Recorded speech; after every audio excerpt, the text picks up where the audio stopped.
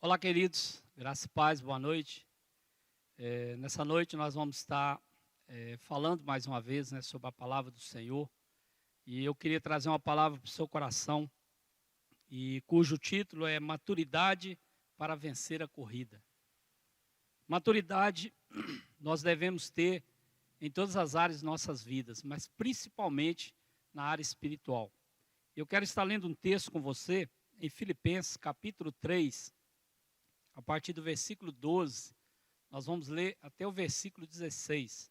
Filipenses, capítulo 3, do versículo 12 ao 16. Quero ler aqui na versão da NVI, que ela fala sobre maturidade. Algumas versões traz maduros, outra traz perfeitos, mas essa versão ela fala sobre essa maturidade. Filipenses 3, do versículo 12 ao 16, diz assim a palavra: Não que eu já tenha obtido tudo isso ou tenha sido aperfeiçoado, mas prossigo para alcançá-lo, pois para isso também fui alcançado por Cristo Jesus. Irmãos, não penso que eu mesmo já o tenha alcançado, mas uma coisa faço, esquecendo-me das coisas que ficaram para trás e avançando para as que estão adiante. Prossigo para o alvo, a fim de ganhar o prêmio do chamado celestial de Deus em Cristo Jesus. Todos nós que alcançamos a maturidade devemos ver as coisas dessa forma. E se em algum aspecto vocês pensam de modo diferente, isso também Deus lhes esclarecerá. Tão somente vivamos de acordo com o que já alcançamos. Olha que texto maravilhoso. Aqui Paulo, ele está descrevendo sobre a maturidade, sobre aquilo que ele estava vivendo naquela época. Interessante se a gente observar, eu quero pegar apenas 2 versículos como textos complementares para esse texto.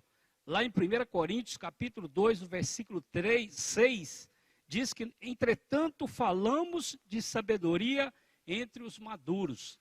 E também Oséias 6, versículo 3, diz assim: Conheçamos o Senhor, esforcemo-nos por conhecê-lo. Então, queridos, nessa noite eu quero estar falando para você sobre essa maturidade para vencer a corrida. Quem sabe você até aqui tem caminhado com o Senhor, quem sabe até aqui você tem levado uma vida na presença do Senhor, mas ainda não tem experimentado algo novo para a sua vida. Quem sabe você ainda não alavancou na sua vida espiritual, porque às vezes está faltando algo. E falando dessa ideia de maturidade, nós entendemos que vem daquilo que está pronto, que atingiu sua plenitude plena, daquilo que é maduro. E também nós podemos ver uma explicação, uma definição no dicionário que diz que maduro é o estado, condição de estrutura, forma, função ou organismo, no estágio adulto, condição de plenitude em arte, saber ou habilidade adquirida, intelectual, emocional e de comportamentos. Então nós temos que entender tudo isso. E essa palavra, ela vem do latim maturos, que quer dizer um bom momento, na hora favorável. Daí maduro é o que chega ao pleno desenvolvimento, que chega ao oportuno e ao tempestivo. Então, queridos, nós temos que estar preparados para receber essa maturidade que vem da parte de Deus.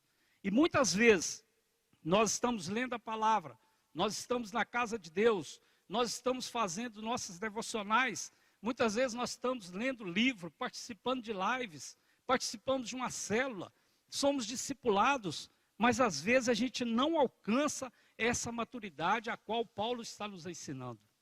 E para isso, nós temos que entender, queridos, que a maturidade, ela se associa à idade, ela se associa a algo que você experimenta a cada dia.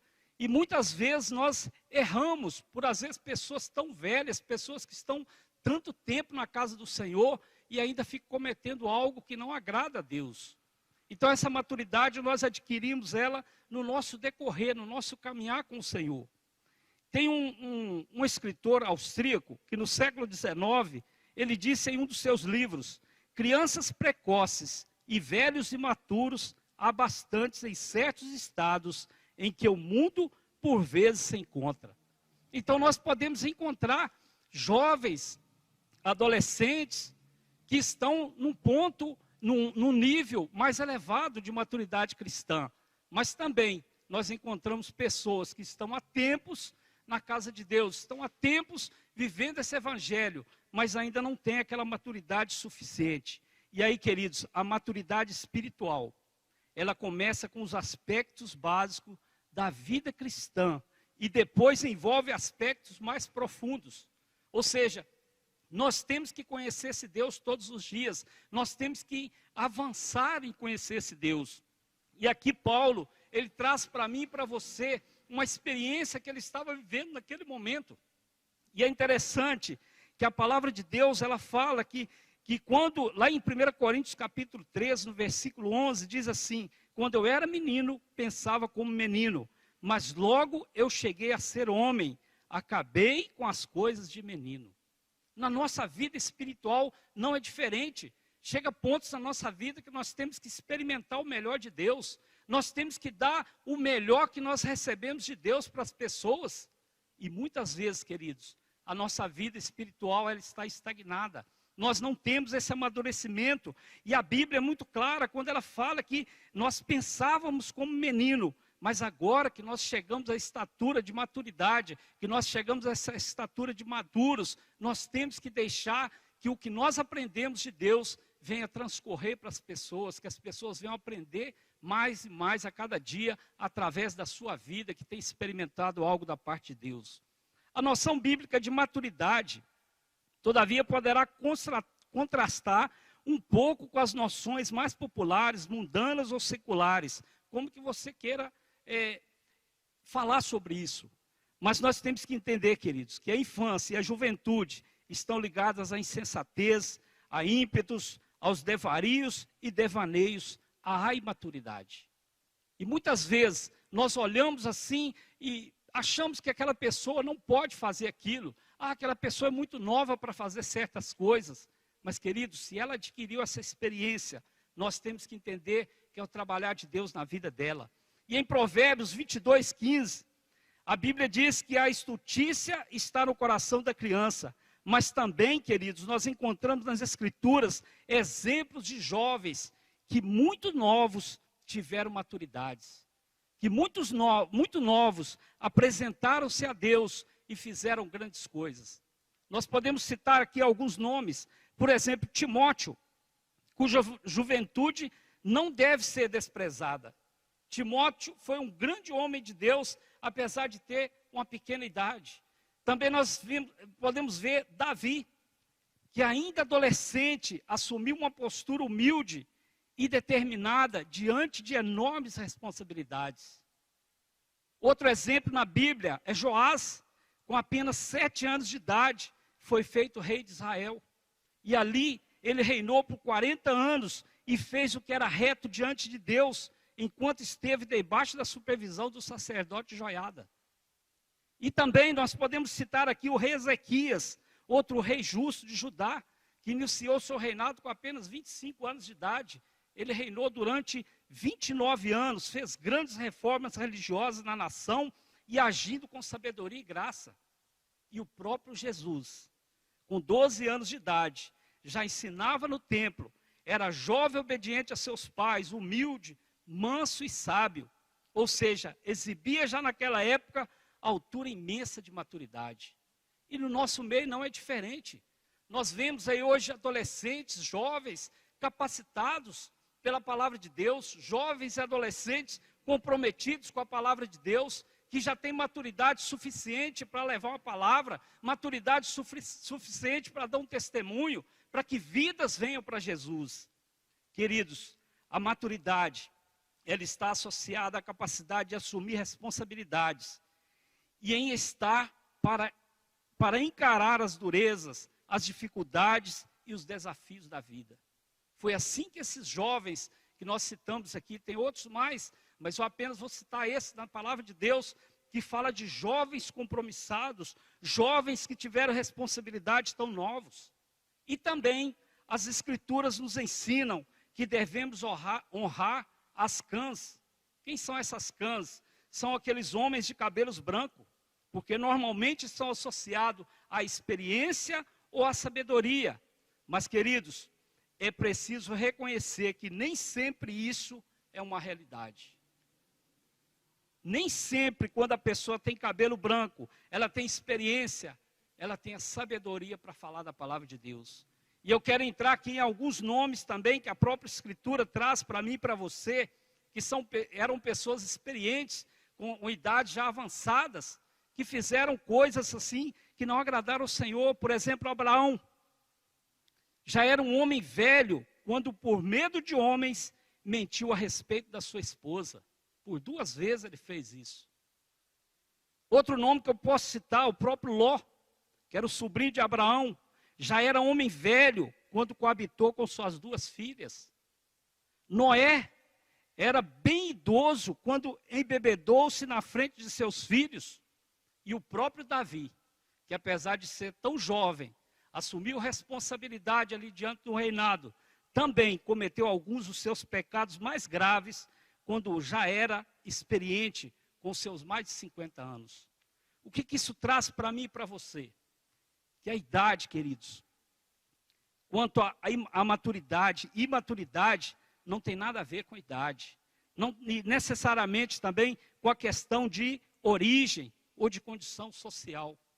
Isso tem a ver com o nosso comprometimento com a palavra de Deus.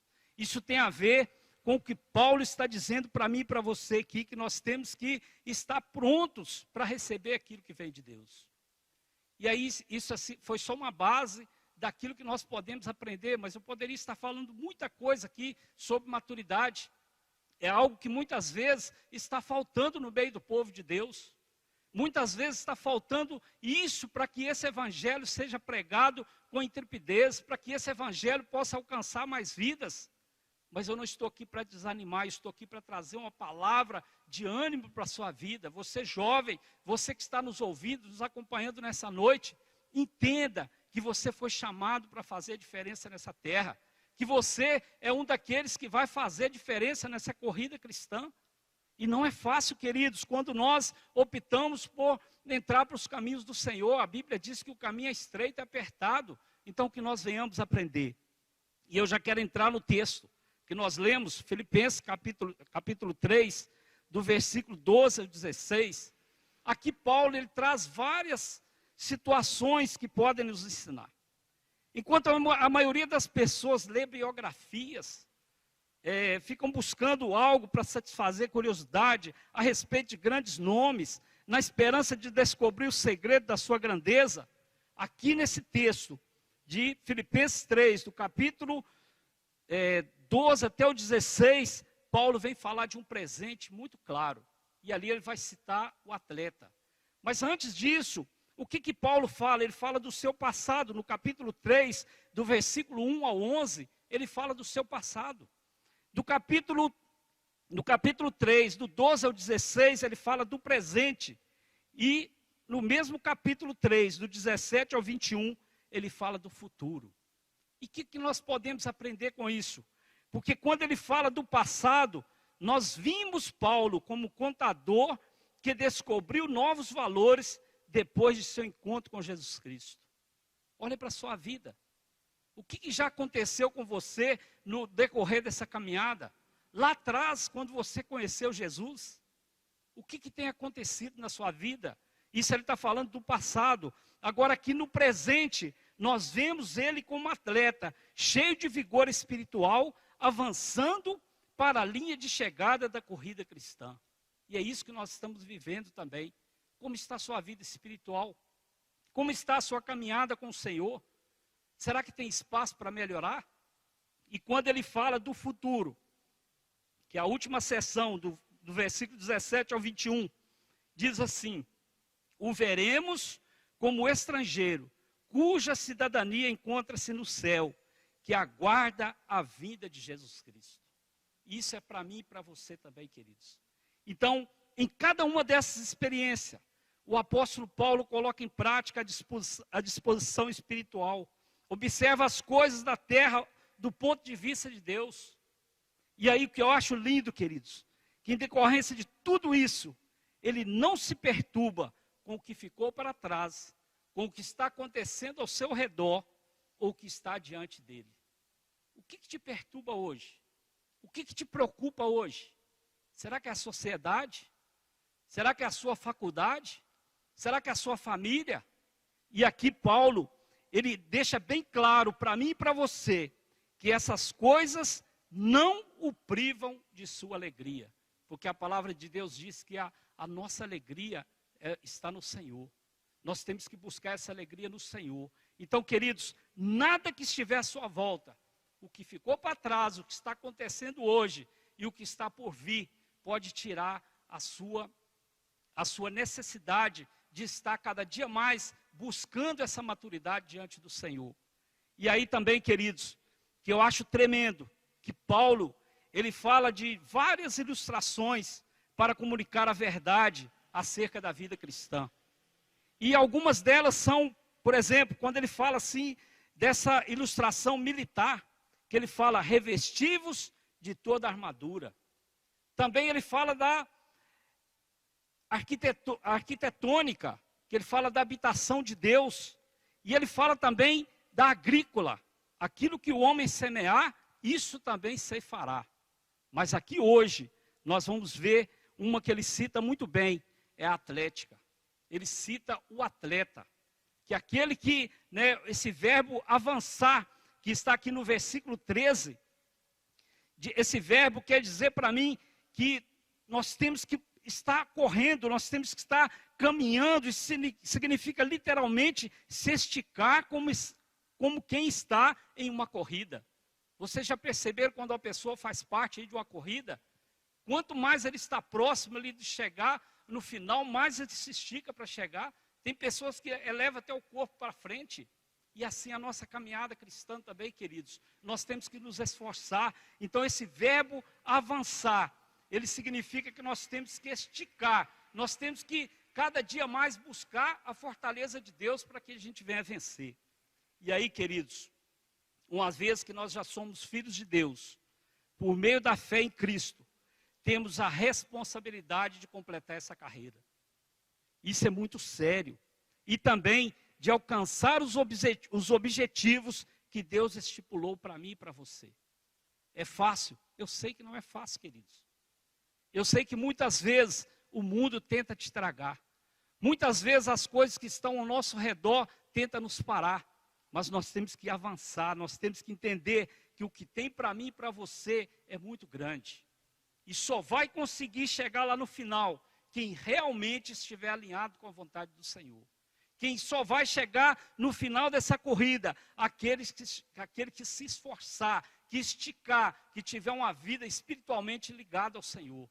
Este sim receberá esse prêmio. E aí, queridos, cada cristão, ele está em uma pista de corrida. Achei legal isso.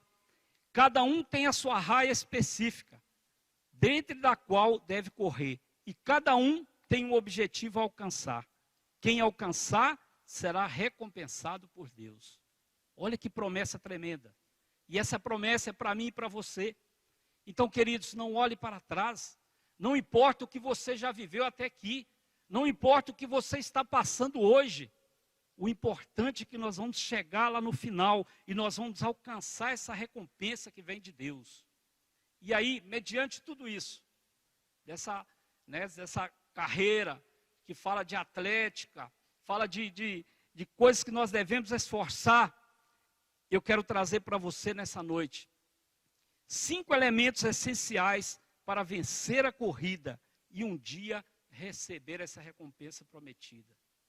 Anote isso. Quais são os elementos essenciais para vencer a corrida e um dia receber a recompensa prometida?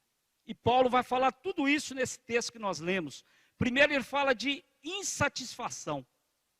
É o primeiro elemento que nós precisamos. Quando ele diz aqui no versículo 12 e 13, na parte A, não que eu tenha recebido ou tenha já obtido a perfeição, mas prossigo para conquistar aquilo para o que também fui conquistado por Cristo Jesus. Irmãos, quanto a mim, não julgo havê-lo alcançado. Não julgo havê-lo alcançado.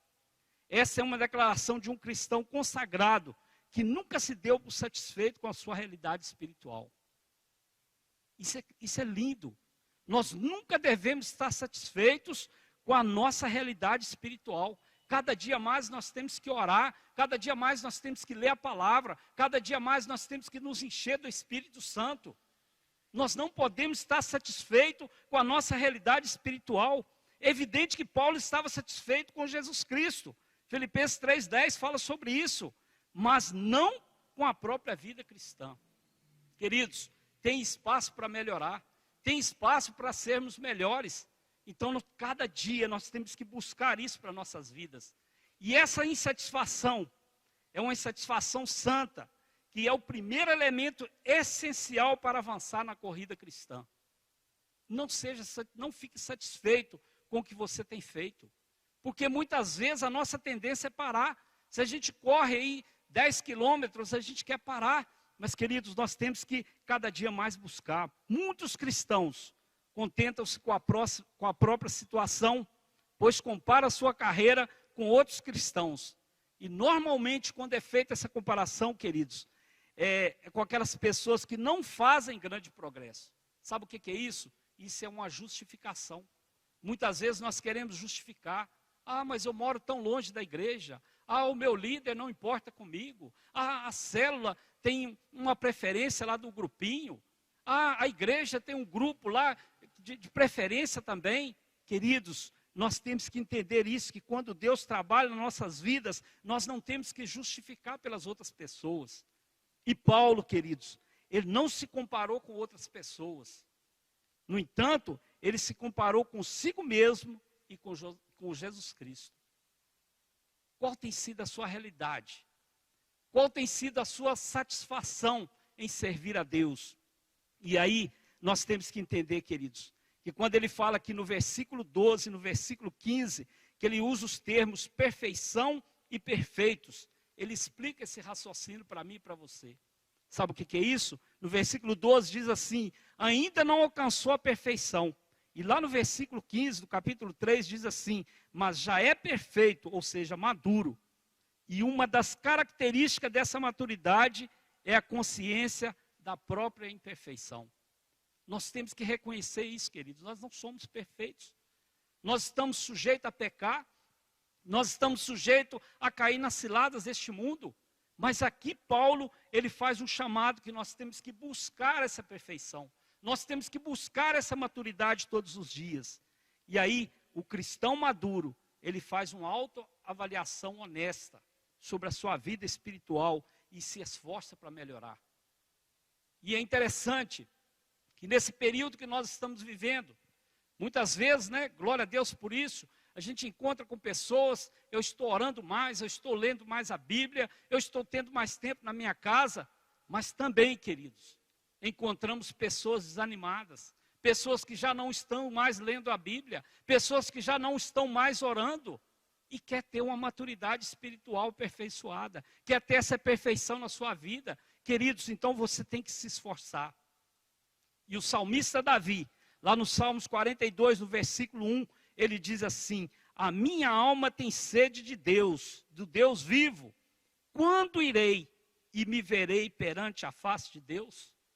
Olha que coisa tremenda. Então nós temos que entender isso, queridos. Nós temos que buscar viver essa palavra todos os dias. Então, primeira coisa que nós precisamos, o primeiro elemento que nós precisamos para vencer essa corrida e receber a recompensa prometida é essa insatisfação. Não esteja satisfeito com aquilo que você está vivendo. O segundo elemento essencial para vencer a corrida é a dedicação. Eu acho lindo isso aqui também. Filipenses capítulo 3, na parte B do versículo 13, diz assim: esquecendo-me das coisas que para trás ficam e avançando para as que estão diante de mim. Eu acho interessante, queridos, essa simples frase, uma coisa. Essa é a expressão importante para a sua vida espiritual. Guarde bem isso no seu coração, uma coisa. E olha o que eu vou falar aqui agora, para você, cada dia mais, colocar isso dentro de você. Lembra daquela história lá do jovem rico? Ele diz assim, só uma coisa te falta. Jesus fala para ele. Lá em Marcos, capítulo 10, no versículo 21. Jesus olhou para ele e o amou. Falta-lhe uma coisa. Disse ele, vá, venda tudo o que você possui e dê o dinheiro aos pobres, e você terá um tesouro no céu. Depois venha e siga-me. Que coisa linda, só uma coisa faltava àquele jovem. Então guarda isso, uma coisa.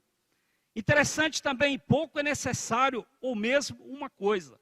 Explicou para Marta quando ela criticou a sua irmã. Lucas 10, 41, 42. Respondeu o Senhor, Marta, Marta, você está preocupada, inquieta com muitas coisas. Todavia, apenas uma é necessária. Maria escolheu a boa parte e esta não lhe será tirada. Mais uma vez falando de uma coisa.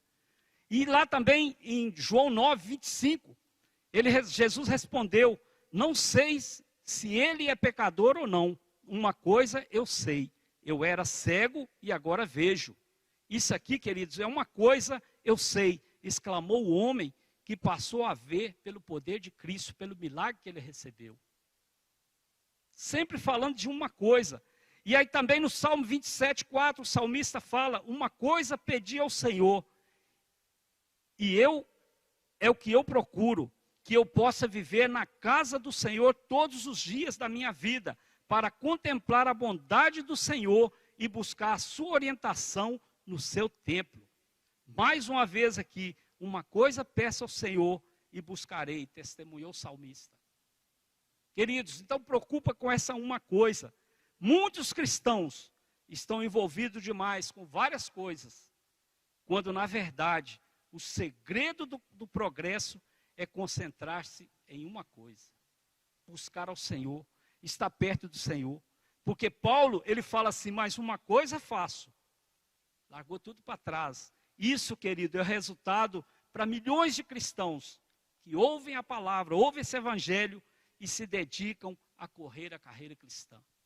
Então, querido, dedicação é algo importantíssimo também. Que nós venhamos dedicar mais ao Senhor, que nós venhamos buscar todos os dias essa uma coisa que falta, porque às vezes a gente corre atrás de tanta coisa, a gente quer fazer tanta coisa, mas o Senhor está requerendo apenas uma coisa, que a gente o adore de verdade, que a gente receba essa promessa da parte dele. E o terceiro elemento que nós precisamos é a direção. Paulo fala sobre isso na parte C, quando ele diz assim, para os que diante de mim estão, avançando para os que diante de mim estão.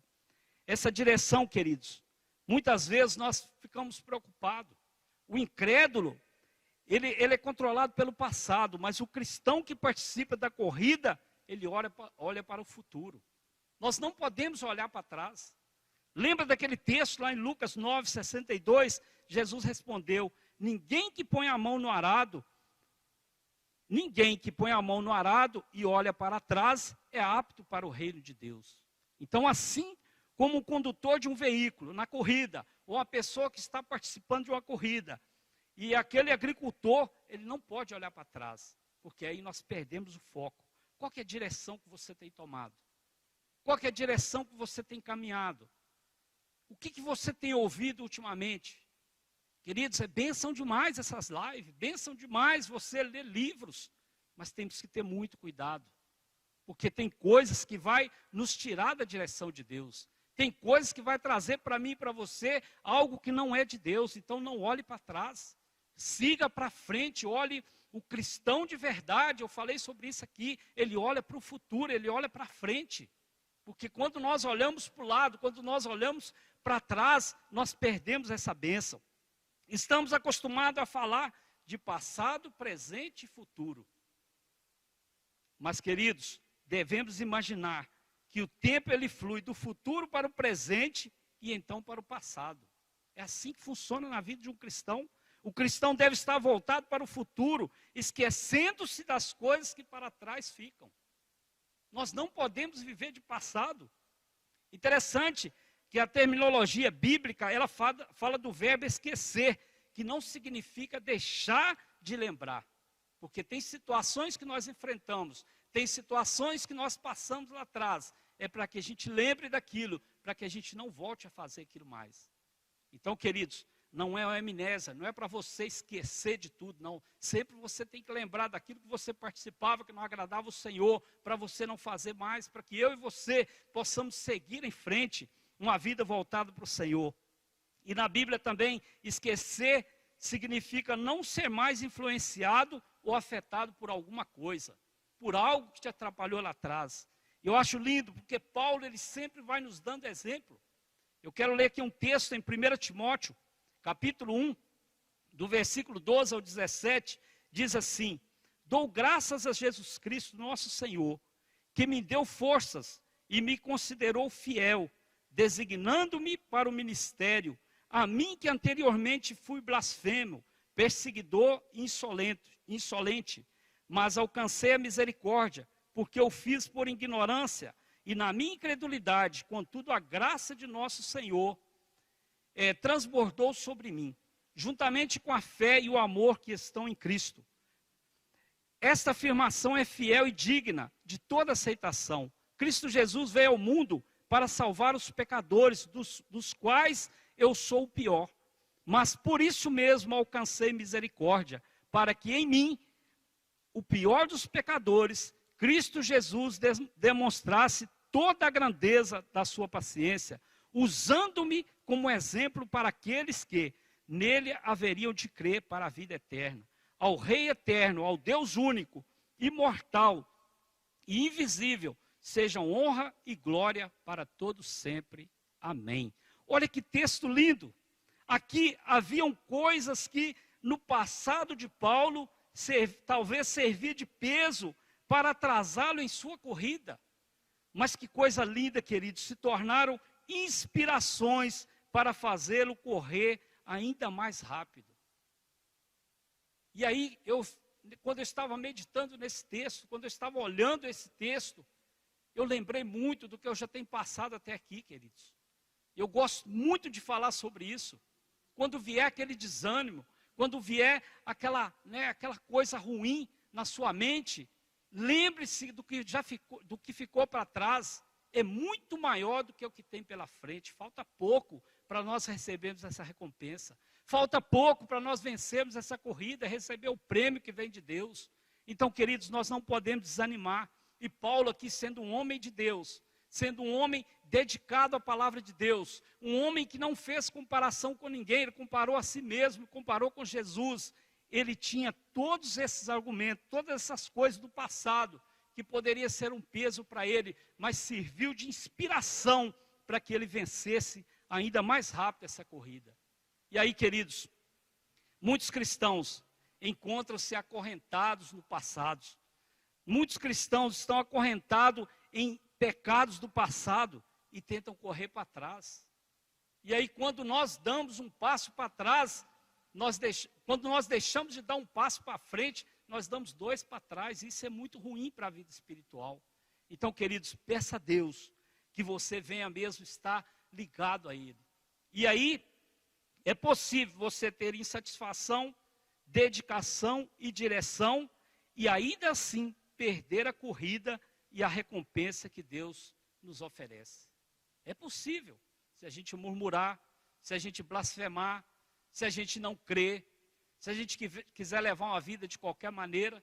Queridos, não vai ser de qualquer maneira. Eu tenho visto as palavras nos últimos dias, tem sido tudo palavra de confronto, palavras que está trazendo para mim e para você, que nós devemos pensar, que nós devemos refletir, que para ganhar os céus não vai ser de qualquer maneira, queridos. Nós temos que renunciar, nós temos que buscar essa maturidade todos os dias. E aí, ainda há mais dois elementos essenciais para a gente estar finalizando essa palavra. O quarto elemento é determinação. Filipenses 3,14, quando ele diz assim: prossigo para o alvo, para o prêmio da soberana vocação de Deus em Cristo Jesus. Olha só, determinação, prossigo. Um dia desse, ele falando aqui de atletas, né? A gente falando de futebol, o brasileiro gosta muito de futebol. Eu estava ouvindo a história do Rogério Ceni, um goleiro ali do São Paulo. O Rogério Ceni falando que ele ficou 11 anos na reserva. E chegou um momento da carreira dele que ele queria desistir, porque a vontade dele era jogar, a vontade dele era ser titular do São Paulo e mostrar o seu potencial, mostrar aquilo que o talento dele para o povo no geral, né? E aí, queridos, num certo momento ele procura uma pessoa experiente ali da comissão técnica, e esse técnico passa uma palavra para ele, uma palavra de encorajamento. Ele diz para ele: Rogério, fica tranquilo que vai chegar o seu tempo, vai chegar a sua hora. E aí, história linda do Rogério, porque é o goleiro que mais jogou em times, mais de 1.100 e tantas partidas, é o maior goleiro artilheiro do mundo, ou seja, ele está, acho que 3 vezes no livro dos recordes. Mas é um homem que esperou o tempo dele, ele prosseguiu. E é interessante, queridos, que esse verbo prosseguir, quando o Rogério fala sobre isso, ele naquele momento, ele tomou aquela palavra, ele tomou posse daquela palavra de encorajamento, ele prosseguiu em frente. E olha que carreira vitoriosa que ele teve, na carreira profissional como jogador. Imagina na carreira espiritual, na sua vida espiritual, como que isso aí vai ter um efeito diante de Deus. E esse mesmo verbo é usado em Filipenses 3,12, e tem o sentido de esforço intenso. Então nós temos que ter esse esforço intenso. Um indivíduo não se torna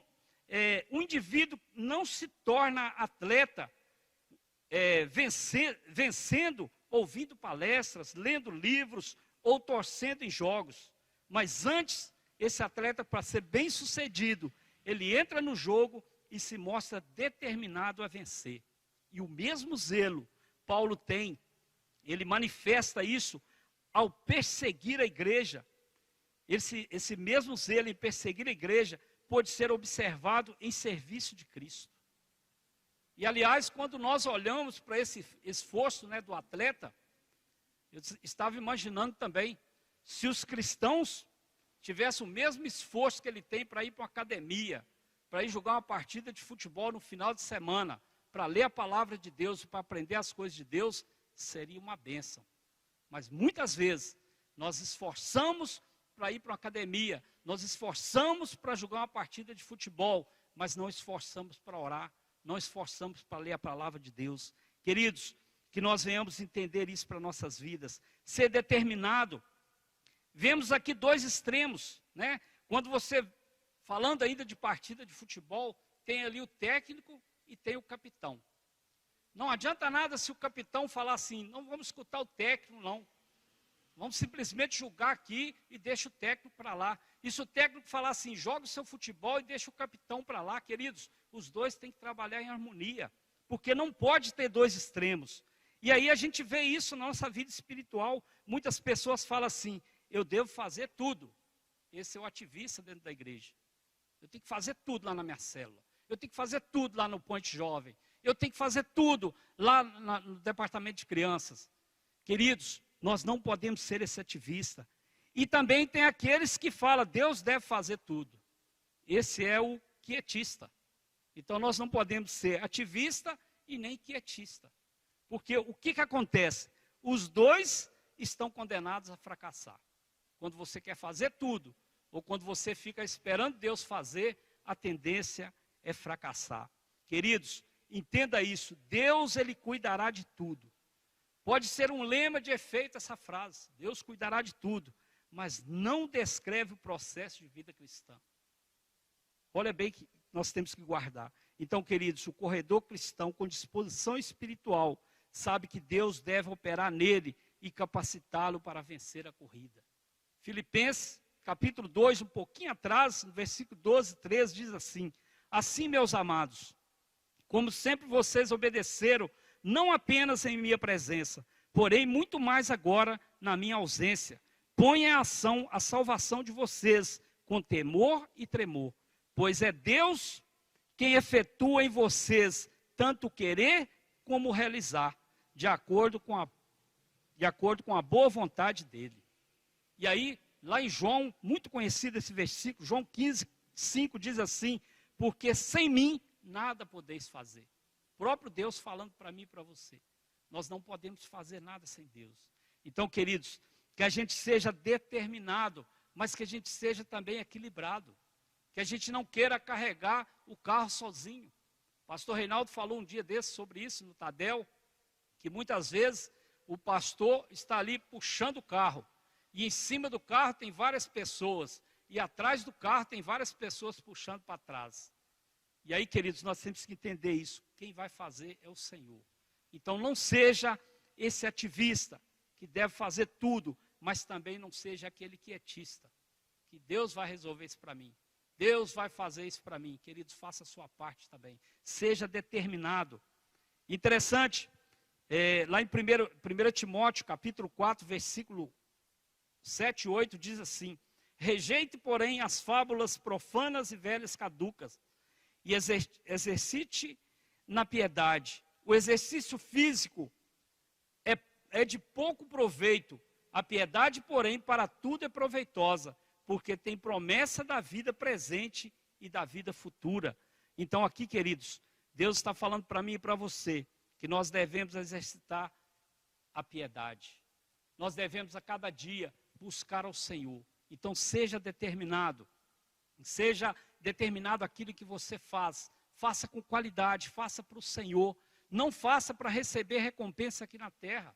Não faça para receber tapinha nas costas.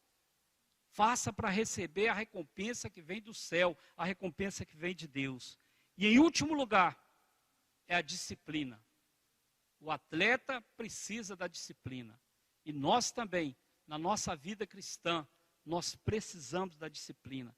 Os últimos versículos, 13 e 15, diz assim, 15 e 16, o capítulo 3, 15 e 16.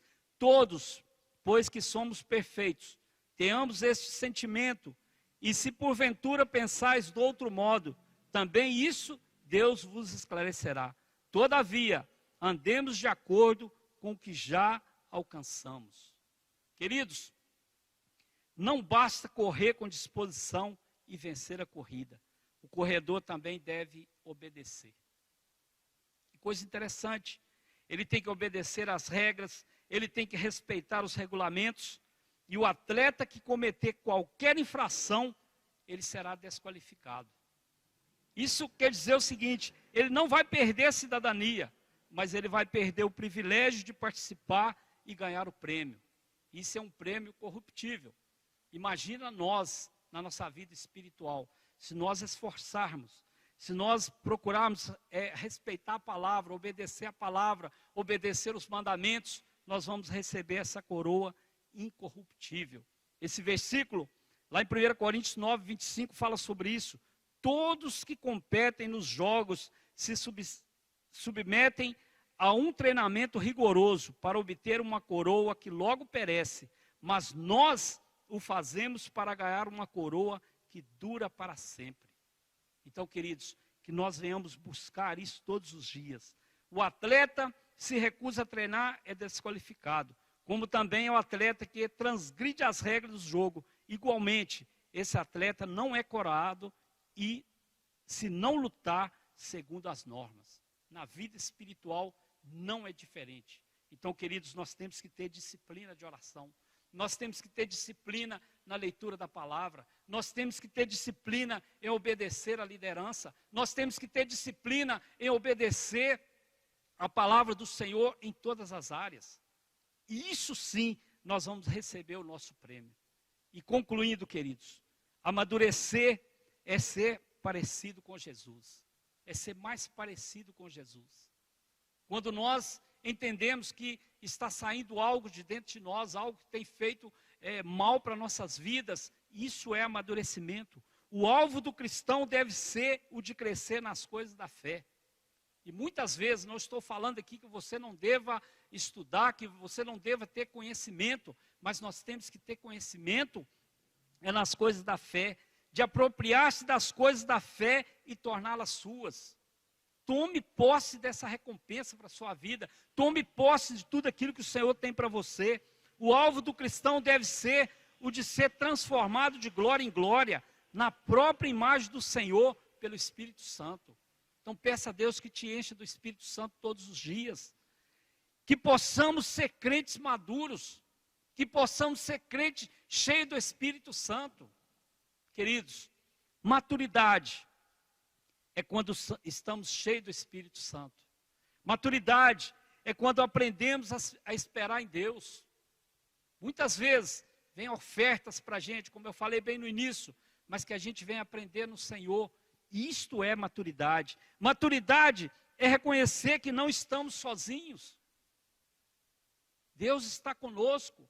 E muitas vezes, como foi ali com o Rogério Ceni, que teve ali um tutor, que teve ali um treinador ali da equipe de técnica para falar para ele uma palavra de ânimo. Nós também, queridos, nós temos aí as células, nós temos os discipuladores, nós temos os pastores, pessoas que podem nos encorajar, pessoas que podem estar conosco a cada dia. Então, maturidade também é você reconhecer, eu e você reconhecermos que não estamos sozinhos.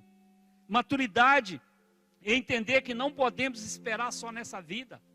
A palavra de Deus é muito clara, nos chama de pobres miseráveis, aqueles que esperam só nessa vida. Maturidade é quando nós enxergamos uma glória do Senhor para nossas vidas, quando nós enxergamos aquele prêmio celestial. Isso é maturidade. Maturidade também é saber que Deus é soberano e está no domínio de todas as coisas, queridos. Isso é maturidade, saber que Deus está trabalhando em mim e você. Maturidade é quando valorizamos, quando nós perdoamos e amamos o próximo. Quantas vezes as pessoas estão fazendo esse tipo de oração, ora só para si. Eu, esquece das pessoas, esquece daquele grande mandamento que nós devemos amar o próximo como a nós mesmos. Isto é maturidade, é quando nós valorizamos as pessoas, é quando nós perdoamos as pessoas, é quando nós amamos o próximo. Isso é maturidade. E maturidade é termos o caráter de Cristo em nós. Então eu deixo essa mensagem para a nossa meditação nessa noite. E que o Espírito Santo venha falar mais em nossas vidas. Que cada dia mais, queridos, nós venhamos vencer essa corrida com a graça do Senhor. Que cada dia mais nós venhamos nos esforçarmos a receber aquele prêmio celestial. Porque, queridos, vai valer a pena.